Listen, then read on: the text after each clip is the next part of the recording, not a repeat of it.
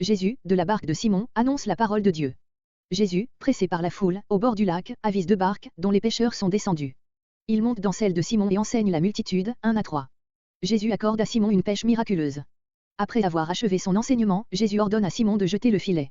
Bien qu'ils eussent travaillé toute la nuit inutilement, Simon obéit et son filet se remplit tellement qu'il menace de se rompre. Leurs compagnons dans l'autre barque viennent à leur aide. Les 2 barques sont près d'enfoncer, 4 à 7. Jésus institue des pêcheurs d'hommes vivants. Simon demande à Jésus de se retirer de lui pêcheur. Il est saisi de crainte, ainsi que Jacques et Jean. Jésus le rassure et lui annonce qu'il sera désormais pêcheur d'hommes. Les disciples, laissant tout, suivent Jésus, août 2011. Verset 1. Premiers disciples et premiers opposants. Verset 1 à 11 vocation des premiers disciples. Verset 3. Comparez Matthieu 4.18-22, Marc 1.14-20. Luc n'établit pas de lien chronologique entre le fait qu'il va raconter et ce qui précède. Jésus était au bord du lac de Génézareth, comparez Matthieu 4.18, note, la foule le pressait et écoutait, le texte reçu, avec C. D. Itala, version syriaque, porte, pour écouter. Il monta sur une barque qui se trouvait là et qui était à Simon, il le pria de s'éloigner à une petite distance du rivage, de manière à pouvoir être vu et entendu de toute la foule assemblée. Et de la barque, Codex Sinaiticus, D. Porte, assis dans la barque, dont il fait sa chair, il annonce la parole divine, voire sur une scène toute semblable Matthieu 13.2, note. Verset 4.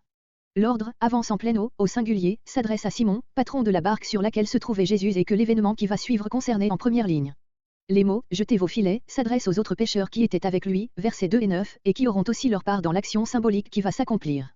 Il n'y a pas de doute, en effet, que ce récit ne rapporte le même fait que celui de Matthieu, Matthieu 4.18-22, et celui de Marc, Marc 1.16-20, voire les notes, c'est-à-dire qu'il ne renferme la vocation des premiers disciples de Jésus.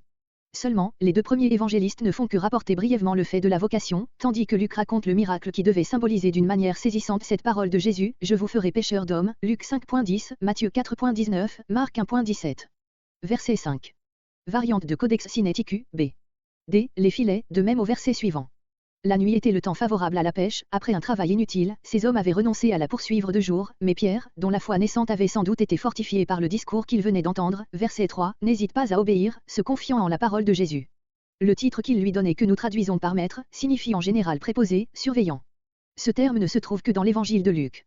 Verset 6. Commençait à se rompre, à se déchirer. Verset 7. Il est évident, par les termes de ce récit et surtout par l'impression profonde qu'en reçut Pierre, verset, émoticône n'en croyant pas ses yeux, que l'évangéliste croit à une action miraculeuse du Sauveur. En maintes occasions, Jésus commande en maître à la nature. Cependant il n'est pas probable que, dans cette circonstance, le miracle fût un acte créateur. Il consista plutôt dans la connaissance que Jésus eut de la présence d'un banc considérable de poissons, au moment et à l'endroit où il ordonna aux disciples de jeter le filet. Ce phénomène est très fréquent, au dire des voyageurs, dans la mer de Galilée, il se rencontre aussi dans les lacs de la Suisse. Verset 8.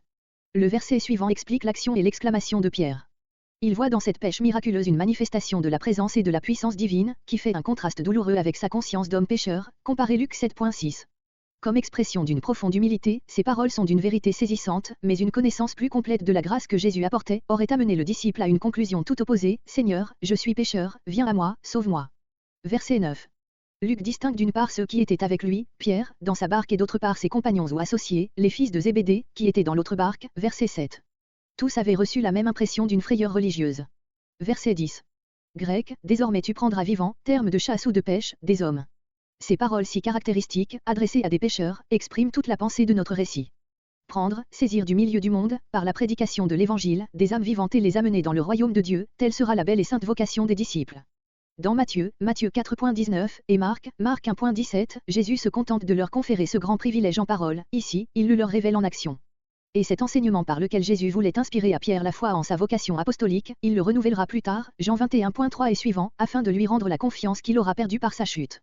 C'est donc arbitrairement qu'on prétend identifier ces 2 événements, en accusant les évangélistes de les avoir confondus. Verset 11. Ses disciples avaient déjà fait une première connaissance avec Jésus et avaient même travaillé sous sa direction, Jean 1.35 et suivant, comparez Luc 3.22, Luc 4.2, mais revenus en Galilée, ils étaient retournés à leurs occupations ordinaires, verset 5, maintenant ils les abandonnent pour consacrer leur vie au Sauveur, Matthieu 4.20. C'est ainsi que Jésus fonda en fait et en droit le ministère de la parole. Verset 12. Le lépreux. Dans une ville, un lépreux très gravement atteint implore le secours de Jésus en affirmant que celui-ci a le pouvoir de le guérir. Jésus le guérit en le touchant. Il lui défend de le dire et l'envoie offrir le sacrifice que la loi prescrit pour la purification, décembre 2014. La renommée de Jésus. Elle se répand et lui attire des foules. Il demeure dans la retraite et en prière, 15, 16. Le paralytique. Le malade amené aux pieds de Jésus. Tandis que Jésus enseigne au milieu de pharisiens et de docteurs de la loi venus de toutes les parties du pays, des hommes lui amènent un paralytique, ils le descendent, par un trou fait dans le toit, aux pieds de Jésus, 17 à 19. Le scandale causé par le pardon accordé. Jésus dit au malade, tes péchés te sont pardonnés. Les pharisiens l'accusent de blasphème, 20, 21. Jésus justifié par la guérison. Jésus, connaissant leurs pensées, les leur reproche et leur fournit la preuve qu'il a le pouvoir de pardonner, sur son ordre, le paralytique se lève, prend son lit et marche. Les spectateurs, saisis de crainte, glorifient Dieu, 22 à 26. Versets 12 à 36 guérison d'un lépreux et d'un paralytique. Une des villes, sous-entendu, de la Galilée. Il s'agit d'une des autres villes, mentionnées Luc 4.43. Comparez ci-dessous verset 17, note. Grec, plein de lèpre, expression qui indique le plus haut degré dans cette maladie incurable et mortelle. La phrase sans verbe dépeint la surprise causée par l'arrivée inattendue du lépreux, il violait les ordonnances en pénétrant dans la ville et en s'approchant de Jésus. Voir, sur cette guérison, Matthieu 8.14, note, comparez Marc 1.40-44, note. Matthieu place ce récit immédiatement après le sermon sur la montagne, en indiquant avec précision le temps et le lieu.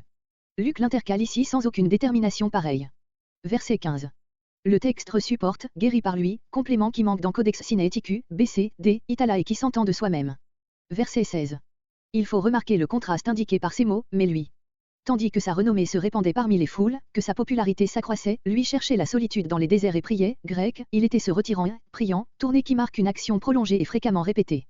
Jésus déployait tant de force physique et morale, qu'il devait souvent venir retremper son âme dans la communion de son Dieu. Ces temps de retraite permettaient en même temps à l'agitation produite par la vue de ces miracles de se calmer. Luc est celui des évangélistes qui relève le plus fréquemment ce côté intime de la vie de Jésus, Luc 3.21, Luc 6.12, Luc 9.18, Luc 9.29, Luc 11.1, Luc 22.41, Luc 22.44. Verset 17. Comparez Matthieu 9.18, notes et Marc 2.12, notes.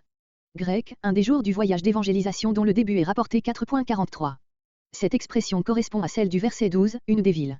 D'autres interprètes voient dans cette tournure un hébraïsme qu'ils traduisent par un jour, dans une ville et qu'elle établisse un lien entre notre passage et Luc 4.43. Ce grand concours des adversaires du Sauveur, venus de divers lieux de la Galilée et de la Judée, avait certainement été provoqué par un mot d'ordre émané de Jérusalem. Le temps approchait où la haine croissante des chefs du peuple amènerait la catastrophe, il s'applique dès ce moment à épier et à surveiller Jésus, voire, sur les pharisiens, Matthieu 3.7, note et sur les docteurs de la loi ou scribes, Matthieu 23.2, note. Grec, une puissance du Seigneur était pour qu'il guérit. Le texte supporte, pour les guérir. À quoi pourrait se rapporter cela? Non pas certainement à ses adversaires qui viennent d'être nommés. Si ce pronom était authentique, il faudrait admettre que l'évangéliste pense encore à ces foules qui amenaient à Jésus leurs malades, verset 15, mais dont il ne parle plus ici. Avec la variante, qu'il guérit, adoptée sur l'autorité de Codex Sinaiticus, B tout est clair et précis. Une puissance du Seigneur, de Dieu, agissait pour rendre Jésus capable de guérir toute maladie. Par cette remarque, Luc prépare le miracle qui va suivre et en particulier l'assurance avec laquelle le Sauveur jettera à ses adversaires le défi qui se lie au verset entre 23 et 24. Verset 18. À le faire entrer dans la maison où Jésus enseignait, verset entre 17 et 19. Verset 19. Voir, sur cette action, Marc 2.4, note. Ce que Luc appelle les tuiles, c'étaient les briques ou les dalles dont était recouverte la terrasse qui, en Orient, sert de toit aux maisons. Cette expression par, grec, à travers les tuiles, indique qu'ils pratiquèrent une ouverture dans la toiture même. Verset 20. D'après Matthieu, Jésus adresse d'abord aux pauvres malades cette parole pleine de compassion, « Prends courage, mon fils ». Marc conserve également ce terme affectueux, « Mon fils », grec « mon enfant ». Luc dit, « Ô homme ». Verset 21. Le mot de Luc, ce mira, commencèrent, marque le moment précis où les murmures éclatèrent, il fait penser que ceux-ci se prolongèrent quelque temps avant que Jésus intervint. Verset 25. Grec, il emporta ce sur quoi il avait été couché. Verset 26. Grec, des paradoxes, c'est-à-dire des choses contraires à l'opinion, inattendues, inouïes, Marc 2.12, note. Verset 27. La vocation de Lévi. Jésus voit au bureau des impôts un péager nommé Lévi, qui l'appelle à le suivre. Et lui, quittant tout, le suit, 27, 28. Le banquet est la réplique de Jésus aux pharisiens. Lévi fait dans sa maison un grand festin où se trouvent beaucoup de péagers, les pharisiens en murmurent. Mais Jésus leur dit, ce sont les malades qui ont besoin de médecins, je suis venu appeler à la repentance, non des justes, mais des pécheurs, 29 à 32. L'enseignement sur le jeûne. Ils lui font encore cette objection, pourquoi les disciples de Jean et ceux des pharisiens jeûnent-ils souvent, tandis que les tiens ne jeûnent pas? Jésus leur dit, pouvez-vous exiger que les amis de noces jeûnent, pendant que l'époux est avec eux? Le temps viendra où l'époux leur sera ôté, alors ils jeûneront. Ce contraste qui lui a été signalé entre l'attitude de ses disciples et celle des disciples de Jean, conduit Jésus à relever l'opposition tranchée de l'ancienne et de la nouvelle alliance dans ces deux paraboles, personne ne déchire une pièce d'un habit neuf pour la mettre à un vieil habit, personne aussi ne met du vin nouveau dans de vieilles outresses. Dans une troisième parabole enfin, il excuse l'attachement à l'ancienne religion, en même temps qu'il met en garde contre ce joug de l'accoutumance, personne, dit-il, après avoir bu du vin vieux, n'en désire aussitôt du nouveau, 33 à 39. Versets 27 à 39 Vocation de Lévi, question sur le jeûne. Il sortit de la maison où il enseignait, verset 17, et où il guérit le paralytique, verset 19. Il sortit même de la ville, de Capernaum, verset 17 et suivant, comparez Marc 2.1, pour se rendre au bord de la mer, c'est là que se trouvait, selon toute apparence, le bureau des péages, d'où Lévi, Matthieu, fut appelé à suivre Jésus, Marc 2.13. Voir, sur ce récit, Matthieu 9.9-17, note et Marc 2.13-22, note. Voir, sur ce nom, Matthieu 9.9, note et sur les péagers, Matthieu 5.46, note. Verset 30. Le texte supporte, leurs scribes et les pharisiens. Le pronom leur devrait, dans ce cas, se rapporter aux habitants du lieu et signifier, les scribes qui se trouvaient parmi eux. Mais la leçon adoptée, d'après Codex Sinaiticus, B. C. D. Itala, les pharisiens et leurs scribes, se comprend beaucoup mieux. Elle signifie que ces scribes étaient ceux que les pharisiens avaient amenés avec eux, verset 17. Les reproches que ces hommes adressent aux disciples, n'osant pas les faire directement au maître, se fondaient sur ce que, dans les muresses de l'Orient, manger et boire avec quelqu'un, c'était entrer avec lui dans des relations de familiarité et de confiance qui révoltent ici l'orgueil pharisaïque. Verset 32. Voir, sur cette réponse de Jésus, Matthieu 9.12. Les mots, à la repentance, manquent dans Matthieu et Marc. Verset 33. Les pharisiens, confondus par la réponse de Jésus, portent la discussion sur un autre sujet, les jeûnes prescrits par la loi et les prières offertes à certaines heures fixes. Pour donner plus de poids à leur objection, ils invoquent l'exemple des disciples de Jean.